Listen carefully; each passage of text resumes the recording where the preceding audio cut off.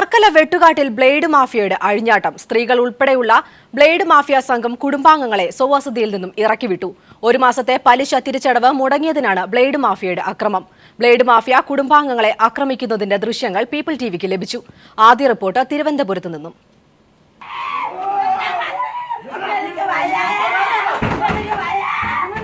Varkala Vettukad Kulamuttam Sony land എന്ന വീട്ടിലെ Solomon, lily Solomon എന്നിവർക്കാണ് ബ്ലേഡ് മാഫിയയുടെ ക്രൂരമായ ആക്രമണത്തിന് വിധേയരാകേണ്ടി വന്നത്. ആകെയുള്ള 8 സെന്റ് സ്ഥലവും വീടും ബ്ലേഡുകാർക്ക് തീരെഴുതി കൊടുത്ത് സോളമൻ കഴിഞ്ഞ മാർച്ചിൽ 12 ലക്ഷം രൂപ വാങ്ങിയിരുന്നു. മാസം 35,000 രൂപ തവണ വ്യവസ്ഥ പ്രകാരം അടയ്ക്കുമെന്നായിരുന്നു കരാർ. ഇതനുസരിച്ച് 70,000 രൂപ സോളമൻ അടയ്ക്കുകയും ചെയ്തു. എന്നാൽ സാമ്പത്തിക ബുദ്ധിമുട്ട് കാരണം ഈ മാസത്തെ തവണ അടയ്ക്കാനായില്ല. 10-ലേറെ പേർ ചേർന്നാണ് തന്നെ ആക്രമിച്ചതെന്ന് വീട്ടുടമസ്ഥ ലില്ലി സോളമൻ പറയുന്നു. ശരിക്ക് തല്ലി, എന്നിട്ട് എൻ്റെ ഉടുപ്പെല്ലാം വലിച്ചു കയറി അത് അവിടെ വെച്ചായിരുന്നു. ഈ ഷാജി എന്ന് പറഞ്ഞ ഷാജിയും പിന്നെ മാനു എന്ന് പറഞ്ഞൊരു ചെറുക്കനും, അവനിപ്പോൾ ഗൾഫിൽ നിന്ന് വന്നതേ ഉള്ളൂ. അവൻ വെറും ഒരു ഗുണ്ടയാണ്.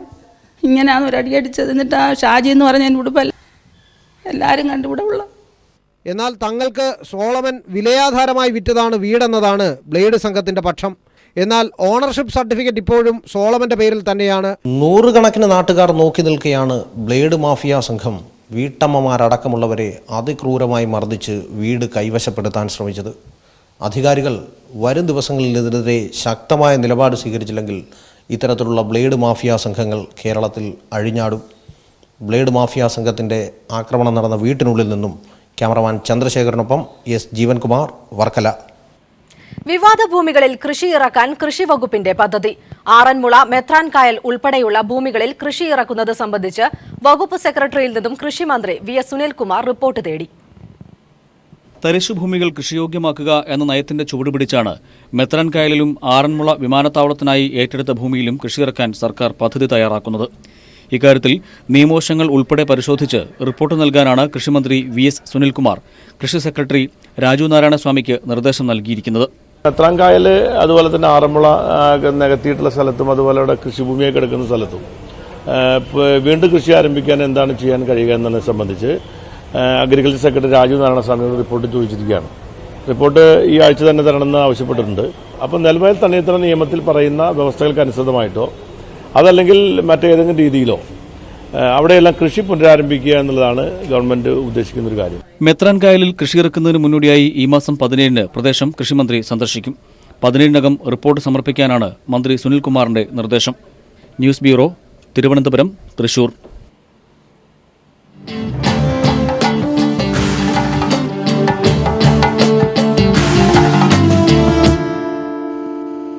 ഉഡ്ത പഞ്ചാബ് സിനിമാ വിവാദത്തിൽ സെൻസർ ബോർഡിന് കനത്ത തിരിച്ചടി.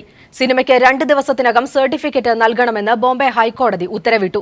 ആവിഷ്കാര സ്വാതന്ത്ര്യത്തിൽ കൈകടത്താൻ സെൻസർ ബോർഡിന് അധികാരമില്ലെന്നും കോടതി ചൂണ്ടിക്കാട്ടി. 68 പരാമർശങ്ങൾ നീക്കണമെന്ന സെൻസർ ബോർഡ് നിർദ്ദേശം തള്ളിയ കോടതി ഒരു ഭാഗം മാത്രം മുറിച്ചുമാറ്റി സിനിമ റിലീസ് ചെയ്യാമെന്നും വ്യക്തമാക്കി. സിനിമയിലെ ഭാഗങ്ങൾ മുറിച്ചുമാറ്റണമെന്നാവശ്യപ്പെടാൻ സെൻസർ ബോർഡിന് അധികാരമില്ല. സിനിമ കാണണമോ വേണ്ടയോ എന്ന് തീരുമാനിക്കുന്നത് ജനങ്ങളാണ്. സെൻസർ ബോർഡ് അവകാശപ്പെട്ടതുപോലെ പഞ്ചാബിനെ അപകീർത്തികരമായി ചിത്രീകരിക്കുന്ന ഒന്നും തന്നെ സിനിമയിലില്ല. അതിനാൽ തന്നെ 2 ദിവസത്തിനകം ഉഡ്ത പഞ്ചാബ് എന്ന സിനിമയ്ക്ക് എ സർട്ടിഫിക്കറ്റ് നൽകണമെന്നാണ് ബോംബെ ഹൈക്കോടതി ഉത്തരവിട്ടത്. 13 വിഭാഗങ്ങളിലായി 89 പരാമർശങ്ങൾ നീക്കം ചെയ്യണമെന്നായിരുന്നു സെൻസർ ബോർഡിന്റെ നിർദ്ദേശം. എന്നാൽ ജനക്കൂട്ടത്തിന് നടുവിൽ മൂത്രമൊഴിക്കുന്ന ഒരു രംഗവും പാകിസ്ഥാനെ സംബന്ധിക്കുന്ന ഒരു പരാമർശവും സിനിമയിൽ നിന്ന് നീക്കം ചെയ്ത് സിനിമ റിലീസ് ചെയ്യാമെന്നും കോടതി വ്യക്തമാക്കി. ജനാധിപത്യത്തിന്റെയും ഭരണഘടനയുടെയും വിജയമാണ് കോടതി വിധിയെന്ന് സിനിമയുടെ നിർമ്മാതാക്കളായ ഫാന്റം ഫിലിംസിന്റെ അഭിഭാഷകൻ പറഞ്ഞു. നിർമ്മാതാക്കളുടെ ഇച്ഛാശക്തിയെ അഭിനന്ദിക്കുന്നുവെന്നും കൃത്യസമയത്ത് സിനിമ തിയേറ്ററുകളിൽ എത്തുമെന്നും സംവിധായകൻ അഭിഷേക് ചൗബെ പ്രതികരിച്ചു.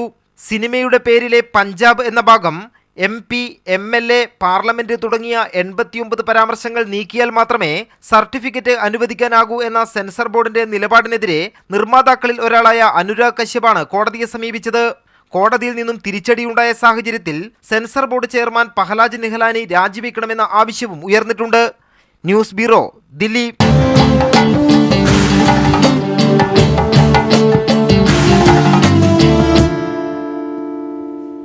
കാലവർഷം സജീവമായതോടെ ഇടുക്കി കാന്തല്ലൂര്, വട്ടവട പ്രദേശങ്ങളിലെ കൃഷിപ്പാടങ്ങളും സജീവമായി.